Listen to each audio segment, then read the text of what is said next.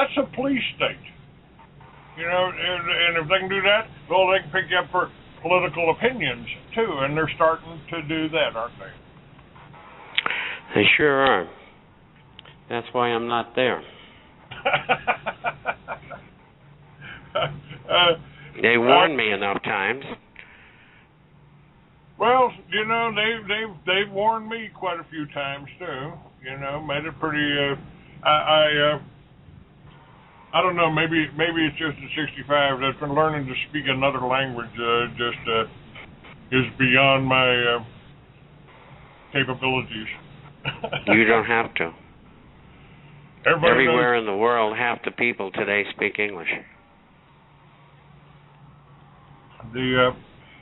Are there American enclaves down there now? Are those starting to spring up?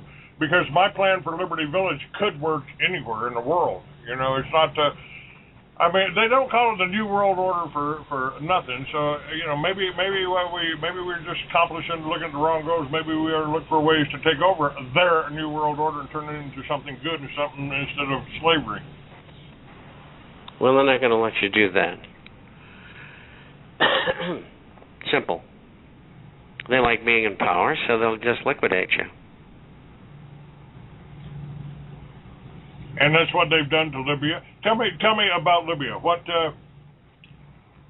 a pretty quick story. First of all, Gaddafi refused to get involved in AFRICOM, which would be the EU version of Africa. You know, like the European Union, the African Union. And he wanted to have a golden dinar. They want him to not have a golden dinar, and they wanted him to play ball with them in Africa. They wanted to control the 4 aquifers under the country, which produce more water than anybody in the entire northern African periphery. And they also wanted to control the second largest oil reserve in the Middle East, with the best quality oil probably in the world.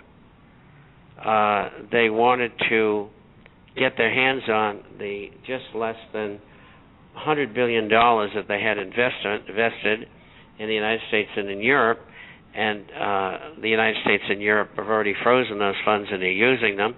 They're looting them. In fact, the Bush family, the Bush-Clinton crime family, I should say, in there looting that thing now. And also, they want to get a hold of the 428 tons of gold, or whatever the figure is in that vicinity, so that they can manipulate the gold market. And they want him replaced. The people, the quote rebels, are all Taliban or Al-Qaeda. They all work for the Central Intelligence Agency. The guy that's running the show lived the last 20 years in Virginia. He's a CIA employee. And the whole thing stinks to high heaven. You know Michael Harari? I heard he was in Libya, according to Gordon Duff from American Veterans Today. Well, I know who he is. And he's got a spot in my book under Operation Watchtower, Colonel Catolo's document that I published in my book Mystery Babylon. Well, and I also published. I thought he had been killed, but you know I could be wrong. Catolo was killed by Harari. Harari was working for Manuel Noriega when they brought in all the cocaine. That's right. That ran through. And it was flown from Panama by Barry Seal, who I also happened to run into, up to a little protected airport called Mena, Arkansas. Yeah, I saw the pictures that he took of the loading and of the narcotics onto the planes, and well, it was a film. And Barry met a very ignoble end. He was let out of jail and machine gunned in the street. Yep, down in Baton Rouge. That's right. That's the way our government operates. And nobody wants to do anything about it. They just frozen in their tracks. Well, it's my opinion, Bob, that all of our secret service, the CIA, the Mossad, the KGB, whatever, the Stasi, whatever, they all work for the bankers who control all the funds for all of their operations. And of course, they fund both sides, as you pointed out in World War II. And we got McCain, we got John McCain, our senator here in Arizona, shaking hands with the Al Qaeda in Libya. It's okay if they're in Libya. If they're in Iraq, then they're our enemy. If they're in Afghanistan, oh, by the way, we not only got the oil pipelines, we got the all of the heroin protected because those nasty old Taliban were destroying it. And now what's this new mineral that they've discovered that you need for computers? And they found a lot of that over in Afghanistan too.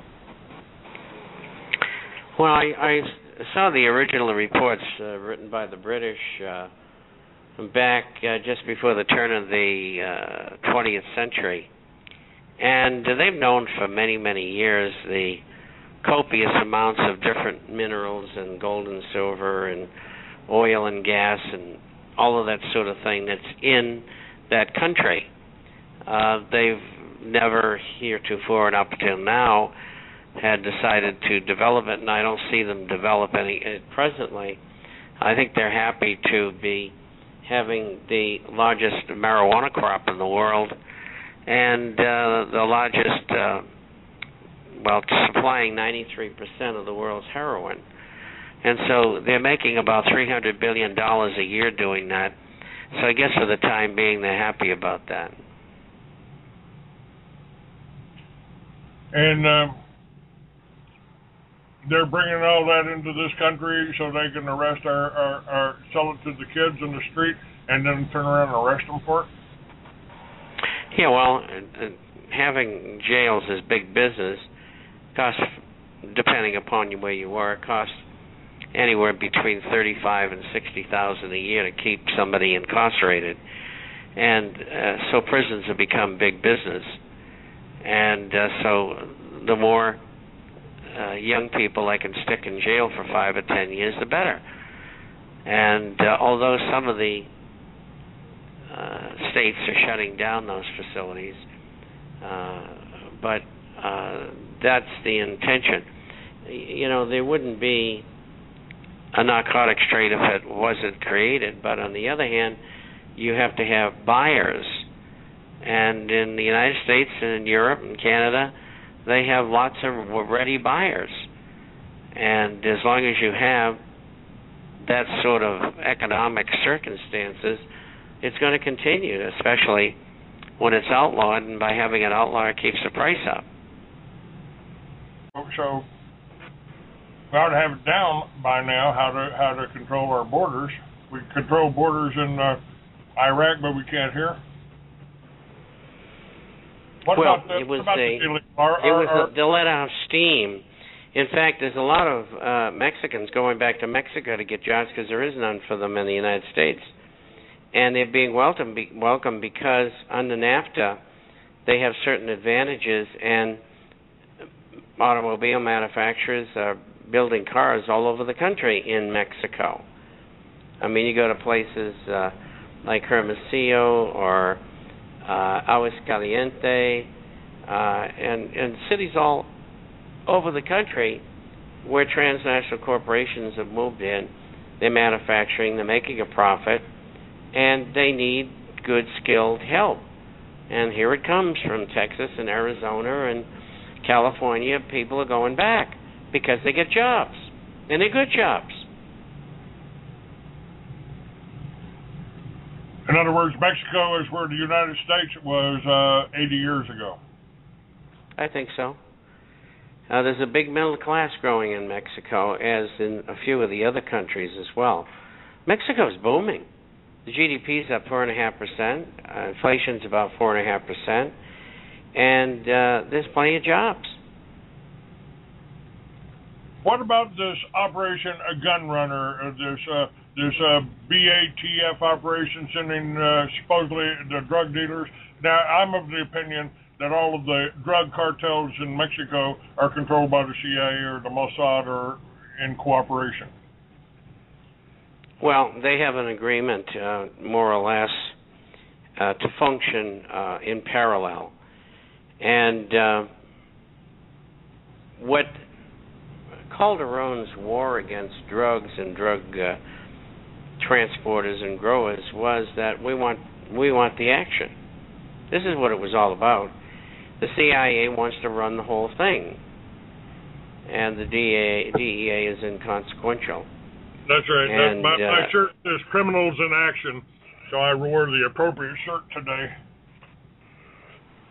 Well, all the violence you've seen has been caused by the U.S. and the Mexican governments, and that'll stop a year and a few months from now, when PAN loses control of the executive branch in Mexico and PRI takes over. And PRI will take over. And they also control the House and the Senate in Mexico, and they'll control even more of it. And they'll make a deal and say, look, we don't want to do that stuff. Have wars. We're tired of it. The people are outraged. 30,000 people are dead because of it. And I've lived in Mexico when that stuff was going on before, and so I know what it's all about. And what is going to happen is a deal will be made, and all the violence is going to stop. Simple as that. I think Mexico is going to do very well. They bought 100 tons of gold just recently, and that's not chopped liver.